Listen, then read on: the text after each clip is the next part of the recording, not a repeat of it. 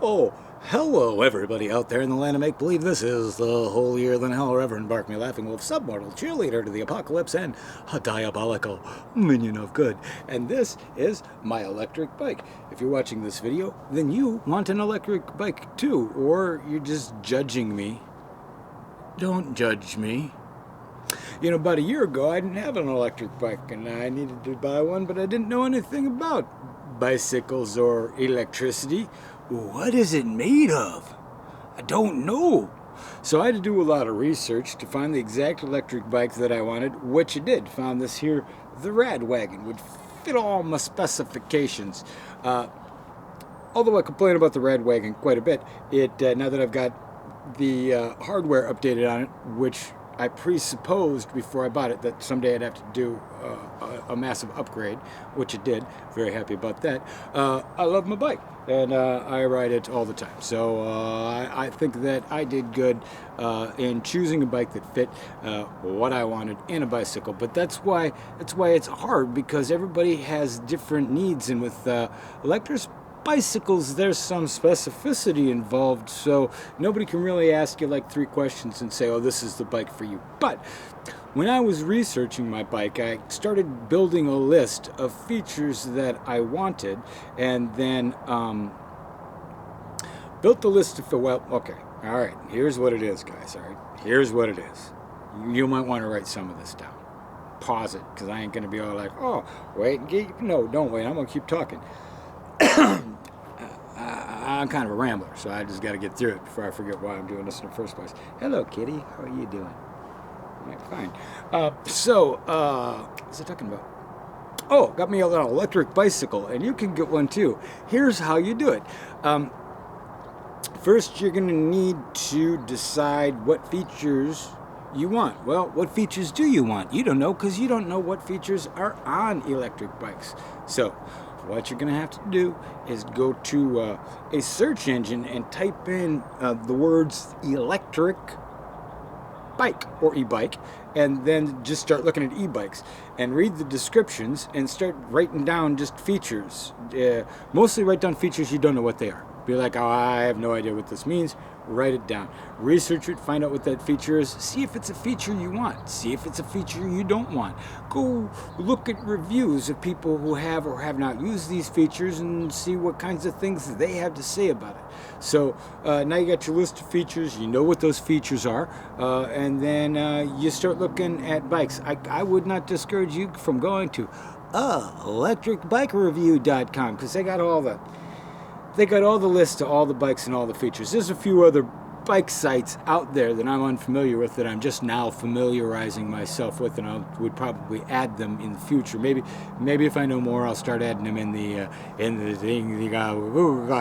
So keep an eye out there for new stuff. But for now, all I know is Electric Bike Review, so that's where I go if I want to find out what features are on what bikes. Because when I go to Electric Bike Review and I type in the name of a bike, boom, it pops up and it's got a list of all the features. So good on them. Go look at features, say, oh, that bike's got the features I want, then start making yourself a little list of bikes that have the features you want, or have some of the features you want. And then you just got to go down and start eliminating, like, that bike's cool, that bike's not so cool, I like this one because look at the way it's kind of set up. But I'm going to give you, I wrote down, I did me some thinking, had to test some pre-thought into this. I wrote down kind of a list of things that I looked for, my list that I had when I was looking for my bike. First you want to decide, are you going to build it, or are you going to buy it? Because you can build these bikes. You go get yourself a 10-speed, or maybe you have a 10-speed, or any kind of dirt bike. I don't know what you do, what your numbers are. I don't know. I don't build bikes, so I don't know what you got to do.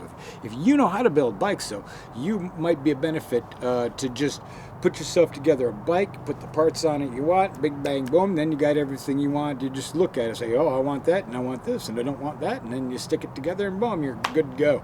Good to go. Or, like me, you can buy a bike that's already pre-assembled. It was presupposed as an electric bike and manufactured that way. So this guy was an electric bike at birth. So you can do that.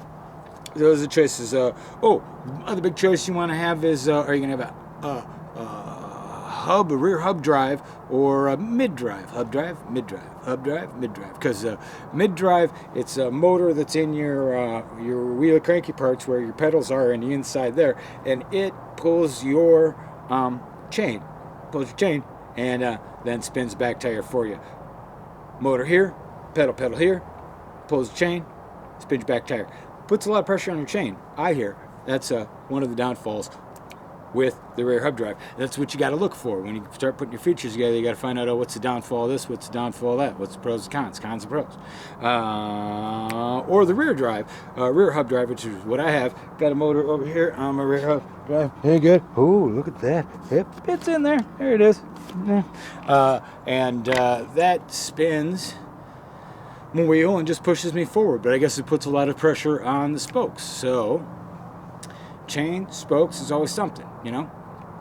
Now, what's next, Jake? Oh, you want to just have a pedal thrust, or you want a throttle action? You want a little throttle, you know, to get you going? I've got both. I got the pedal assist, so when I pedal, the engine kicks in and gives me a little push. Then I'll tell you what it's like. A lot of people want to know what it's like. I'll tell you what it's like. It's like having a couple of fat friends pushing behind you. It's like having a couple of fat friends that can run about 20 miles an hour, but after you hit 20 miles an hour, they're just jogging next to you, and you're doing the rest of the work. Somebody else mentioned that. I told them the horsepower, and they're like, "Oh, it's like having a friend pushing." It is. It is kind of like that. You're pedaling, and then somebody else is giving you a little go. So, pedal assist, pedal, motor kicks in, helps you out. Throttle, just like on a motorcycle, but you can pedal too along with it. I don't know if you got a throttle while you're pedaling. I don't know. Regenerative braking. Regenerative baking. You ever done that? It's delicious. Regenerative braking, on the other hand, is what I have on my bike. When I pull on the brakes, right, it initiates a reversed flow of the electricity. Them's the layman's terms. Initiates reverse flow of the electricity, so instead of it putting power into the motor's putting power back on the freewheel spin. But I don't think it has anything to do with braking. It's not like, oh, it's because your brakes are touching the thing that it's getting something off the free. It's just about the freewheel. It's initiated when you brake. There's an extra cable goes up to your brake lever, and and when you pull it, the motor knows to reverse flow of the electricity. Doesn't really have anything to do with your brakes. As far as I know, correct me if you're wrong. Okay, what else you got here? I got a couple more things. Size of it. How big is it? How big are you? Are you going to fit on it? Maybe you want to go find out, get on a bike you like the size of, and then say, what size is this? And then write that down, and then you know, a good size of a bike. Then when you're looking at bikes, you have some relative knowledge of what sizes fit you. Because when I was looking at bikes, I didn't know. I was looking at sizes, and I'm like, I don't know, it's centimeters. I don't know how many centimeters I need to keep me off the ground. I don't know. But I ended up not having to know because I got to test ride this before I took it. I'm like, oh, that's as big as I needed. I honed in on this bad boy right away. How much does it weigh? You got to pick these things up sometimes. It's hard for me to pick it up. 75 pounds, and I put a lot of stuff on it. So this is a heavy bike. I can't put it on bike racks. I can't put it on like most metro, we got metro here, metro bus, that's what we call it. Most bus bike racks, I can't, so I got to ride it to work or not ride it to work. Those are my choices. People put it on their bike racks on the back of the car, but it's kind of a little bit, my buddy actually, he took it all apart. He took off the front wheel, the back wheel, and the battery before we put it on his back rack, and it seemed pretty sturdy. So weight is a factor. Mine's really heavy, but it's, I wish it wasn't as heavy, to tell you the truth. Power. What kind of? My motor's got I've got a 750 watt motor, and that gets me up hills real good. I've seen people with less get up hills real good too, but they probably got their power assist up a lot higher than I do. So you can get 350s, you get 750s, you get 500s. I think there's even higher ones. I don't know what's legal. There's a legal limit in some places, how much electricity, how much volts you can have in your thing, but you have to look up your local laws. Look up your local laws, kids. Let's see, distance. How far does the battery get you? Mine gets you, most of them get you 20 miles. You can get one get you more than 20 miles. Good on you. But most of them are like, hey, you go 20 miles on a battery charge. So that's probably a gimme.